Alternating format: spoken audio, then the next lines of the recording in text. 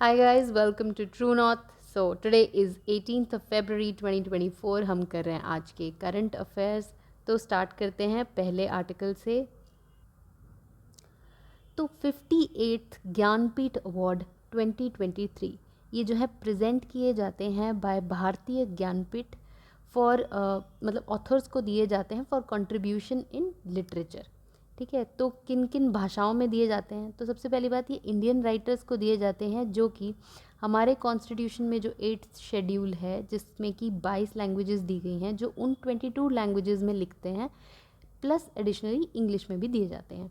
ठीक है, तो अब 58th ज्ञानपीठ अवार्ड जो है जॉइंटली बिस्टो किया गया है गुलजार साहब पे, जो कि उर्दू पोएट हैं, ऑल्सो बॉलीवुड डायरेक्टर हैं, और जगत गुरु रंभाद्राचार्य पे, जो कि संस्कृत स्कॉलर हैं और स्पिरिचुअल रीडर हैं. ये फाउंडर भी हैं तुलसी पीठ के, जो मध्य प्रदेश में हैं. ठीक है, तो गुलजार साहब एंड जगत गुरु रंभाद्राचार्य के ऊपर बिस्टो किया गया है ज्ञानपीठ अवार्ड 2023 का. जॉइंटली दिया गया है दोनों को. One of the most prestigious literary awards है ये, देश का ओल्डेस्ट भी है. तो पिछले साल का भी देख लेते हैं. तो 57th जो ज्ञानपीठ अवार्ड है ये दिया गया था दामोदर मौजो को. आगे चलते हैं. यूएसए के हाउस ऑफ रिप्रेजेंटेटिव्स ने पास कर दिया है क्वाड बिल. इसका जो ऑफिशियल नाम है बिल का वो है strengthen US Australia India Japan cooperation bill. ठीक है, ये इंट्रोड्यूस किया गया हाउस ऑफ रिप्रेजेंटेटिव्स में बाय कांग्रेसमैन ग्रेगरी मीक्स, और ओवरवेलमिंग मेजॉरिटी से ये पास भी हो गया. अब इस बिल का जो एम है वो देखने से पहले थोड़ा सा देख लेते हैं कि क्वाड नेशंस क्या है. तो यहाँ आप देख सकते हैं इमेज में India, Japan, USA and Australia, ये चार हैं आपके क्वाड कंट्रीज़, जो कि officially stands for quadrilateral security dialogue. तो ये चार डेमोक्रेसीज़ हैं जो कि इस ग्रुपिंग में आती हैं. अब देखते हैं इस बिल का एम. तो ये बिल लाया गया है कि क्वाड नेशंस में जो है कोऑपरेशन को इन्हांस किया जाए. तो ये बिल ऐसा कहता है, मैंडेट करता है कि एक बॉडी बनाई जाए और टॉक्स रखे जाए पहले बाकी 3 नेशंस के साथ, और एक बॉडी बनाई जाए called the quad intra parliamentary working group, ताकि जो है ये चारों कंट्रीज़ कोऑपरेट कर सके वेरियस डोमेन्स में, जो कि हैं ये 3. एक तो सबसे पहले पेंडेमिक प्रिपेयर्डनेस, दूसरा इकोनॉमिक एंगेजमेंट, और तीसरा टेक्नोलॉजिकल इनोवेशन. तो इसके लिए ये यूएस में बिल पास हुआ है. अब थोड़ा सा और देख लेते हैं क्वाड के बारे में. तो ये दोनों चीज़ें तो हमने कवर कर ली. अब एम देख रहे हैं इस ग्रुपिंग का, क्वाड का क्या है.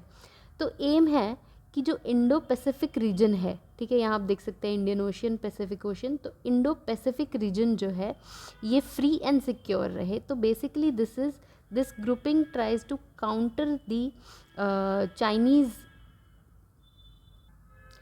Control in the Indo Pacific region. ठीक है, 2 चीज़ें और देख लेते हैं क्वाड के बारे में. एक तो कि जो क्वाड कंट्रीज़ की मिलिट्री एक्सरसाइज होती है. ठीक है, तो अब पहले तो इस एक्सरसाइज का नाम है मालाबार. तो मालाबार मिलिट्री एक्सरसाइज होती है क्वाड नेशंस की. इसका जो लेटेस्ट वर्जन है ये हुआ था अगस्त 2023 में, यानी कि पिछले साल, और हुआ था ऑस्ट्रेलिया में. ठीक है, यानी कि होस्ट किया था ऑस्ट्रेलिया ने. तो नेक्स्ट देख रहे हैं क्वाड लीडर्स समिट, यानी कि सिंपली क्वाड समिट. तो ये भी जो लास्ट वर्जन है इसका हुआ था पिछले साल में 2023 में मई में. ये हुआ था जापान में, हिरोशिमा में. हमारे देश के प्रधानमंत्री भी गए थे, बाकी लीडर्स भी, इन पर्सन मीट थी ये. ठीक है, नेक्स्ट जो है वो इंडिया में होने वाला है 2024 में, दिस ईयर. ठीक है, तो यहाँ पे हमारा क्वाड के रिलेटेड सारा कुछ कवर होता है. आगे चलते हैं नेक्स्ट आर्टिकल पे. अब जो है ग्रीस से रिलेटेड 2 न्यूज़ हम देख रहे हैं. तो सबसे पहले तो ग्रीस ने लीगलाइज कर दी हैं सेम सेक्स मैरिजेस और बन गया है the first Orthodox Christian nation to do so. ठीक है, अब थोड़ा सा यहाँ पे ग्रीस के बारे में देख लेते हैं. तो सबसे पहले कैपिटल है एथेंस और पीएम है वहाँ के कैरियाकोस मित्सोटाकीस. ठीक है, तो आगे देख रहे हैं हम जो इंडिया एक रायसीना डायलॉग रखता है, जो मिनिस्ट्री ऑफ एक्सटर्नल अफेयर्स जो है वो करवाती है न्यू दिल्ली में. उसके जो चीफ गेस्ट हैं इस साल होने वाले हैं ग्रीस के पीएम कायरियाकोस मित्सोटाकीस, ठीक है, ये होंगे chief guest for the Raisina Dialogue. Also यहाँ पे एक मतलब याद करने वाली तो नहीं बट नोट करने वाली बात ये है कि पास्ट 15 ईयर्स में ये जो है पहली विजिट होगी by a head of state या government level visit from Greece to India, ठीक है। तो बायलैटरल टाइज के लिए ये इम्पॉर्टेंट है। तो जब हम जो है इंटरनेशनल रिलेशंस की यहाँ पे बात कर रहे हैं तो ये भी देख लेते हैं कि ग्रीस जो है आईमैक का भी पार्ट है। तो हमें पता है कि 2023 में जो 2023 में जो G20 मीटिंग है वो इंडिया ने होस्ट की थी। अब इसकी साइडलाइंस पे एक हमने आईमैक साइन किया। ये क्या है? इंडिया मिडल ईस्ट यूरोप के साथ इकोनॉमिक कॉरिडोर है हमारा, ठीक है। तो यहाँ पे आप मैप पे देख सकते हैं ग्रीस और एथेंस उसकी कैपिटल। तो जो आईमैक है उसमें ग्रीस भी being a part of being a member of European union ये भी पार्ट है। तो इसके सिग्नेटरीज किए थे हमने आईमैक के एक ट्रिक से, सिंपल सा ट्रिक था, you share European gifts with us Indians, ठीक है। इससे कंट्रीज थी UAE, Saudi Arabia, European union, Germany, Italy, France, USA and India, ठीक है। तो ये बस मैं इसलिए करवा रही हूँ क्योंकि अब जैसे विजिट होगी ग्रीस के पीएम की तो आईमैक भी इसमें डिस्कस होगा, तो that will also be in news, ठीक है। वैसे हम ये आईमैक अलग से पढ़ चुके हैं। तो आगे चलते हैं। तो नेक्स्ट है INSAT 3DS satellite, meteorological satellite है ये, ठीक है। ये successfully launched in orbit by ISRO, ठीक है। तो ये लॉन्च हो गई है successfully from Satish Dhawan Space Centre जो कि श्रीहरिकोटा आंध्र प्रदेश में है। रॉकेट जो इसमें इस्तेमाल हुआ that is GSLV F-14। GSLV आपके जियो सिंक्रोनस होते हैं, ठीक है। अब ये जो सैटेलाइट है इसका एम है वेदर फोरकास्टिंग और एनवायरनमेंट को मॉनिटर करना, ठीक है।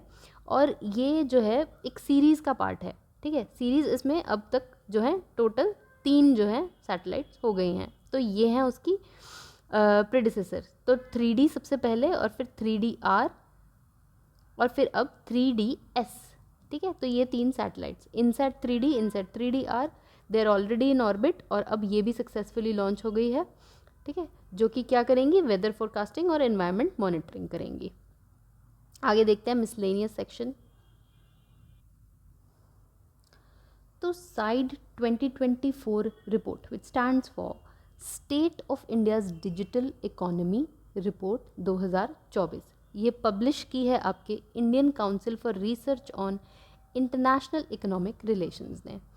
ये रिपोर्ट कहती है कि इंडिया जो है वर्ल्ड की 3rd लार्जेस्ट डिजिटलाइज्ड कंट्री है, डिजिटलाइज्ड इकोनॉमी है, और टॉप 2 है इसमें US और चाइना, और 3rd नंबर पे सरपासिंग कंट्रीज़ लाइक UK जो है इंडिया है 3rd स्पॉट पे।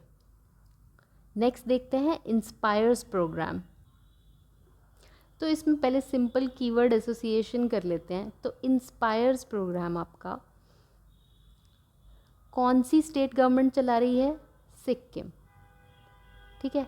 इसमें क्या प्रपोज किया है उन्होंने कि हम स्किल डेवलपमेंट करेंगे, ठीक है, विमेन एंड यूथ का, ताकि उनको जॉब्स मिल सकें, ठीक है। और इसके लिए वर्ल्ड बैंक ने $100 मिलियन का जो है लोन अप्रूव किया है, ठीक है। तो ये है सारी खबर। देखते हैं inspires programme approved by World Bank, Sikkim government का है। जो वर्ल्ड बैंक ग्रुप है उसमें 5 इंस्टीट्यूशंस आते हैं, तो उसी में से एक है IBRD, आप यहाँ पे देख सकते हैं, international bank for reconstruction and development. 4 और चीज़ें आती हैं इसमें, IDA, IFC, ICSID and MIGA, ठीक है। तो वो कभी और डिटेल में देखेंगे, ठीक है। वर्ल्ड बैंक इंपॉर्टेंट बॉडी है। तो IBRD ने जो है लोन प्रोवाइड करेंगे इसके लिए $100 मिलियन का। इसमें ट्रेनिंग होगी, अपस्किलिंग होगी विमेन और यूथ की जॉब्स के लिए। थोड़ा सा यहाँ पे स्टेट के बारे में हम देख लेते हैं, रिकैप कर लेते हैं। तो सिक्किम की कैपिटल है गैंगटॉक। करंट जो CM हैं वो हैं प्रेम सिंह तमांग।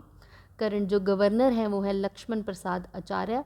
और सिक्किम के पास लोकसभा और राज्यसभा की एक सीट है, ठीक है। आगे चलते हैं। वायु शक्ति अभ्यास मिलिट्री एक्सरसाइज जो है इंडियन एयरफोर्स ने कंडक्ट की है, कहाँ पर? पोखरान जैसलमेर में।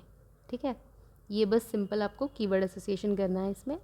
नेक्स्ट देख रहे हैं हम कि एनुअल ट्रैवलर रिव्यू अवार्ड्स, यानी कि रिव्यूज़ दिए हैं जो ट्रैवलर्स ने, उसके हिसाब से अवार्ड दिए गए हैं। This is release by booking.com। इसके हिसाब से जो मोस्ट वेलकमिंग रीजन है इंडिया का वो बन गया है HP, हिमाचल प्रदेश। ठीक है, ताज महोत्सव 2024 जो है चल रहा है, ये कल्चरल फेस्टिवल है। कहाँ पर हो रहा है ये? ताजमहल तो ऑब्वियसली आगरा में, यूपी में। कल्चरल फेस्टिवल है जो शोकेस करेगा आर्ट, क्राफ्ट, कुजीन। ठीक है, एक चीज़ यहाँ पे कवर कर लेते हैं कि हमारे करंट CEC कौन है। ठीक है, चीफ इलेक्शन कमिश्नर। तो ऐसा नहीं है कि ये नए अपॉइंट हुए हैं, बट इलेक्शन ईयर है, जो CEC है इम्पॉर्टेंट पोस्ट है। ऑल्सो अभी इलेक्टोरल बॉन्ड्स वाली जो खबर चल रही है उसके ऊपर इन्होंने कुछ कमेंट किया है, तो ही इज़ इन न्यूज़। तो राजीव कुमार जो है हमारे करंट चीफ इलेक्शन कमिश्नर हैं। ठीक है, तो आज के करंट अफेयर्स में इतना ही। Thank you so much for watching, have a wonderful day.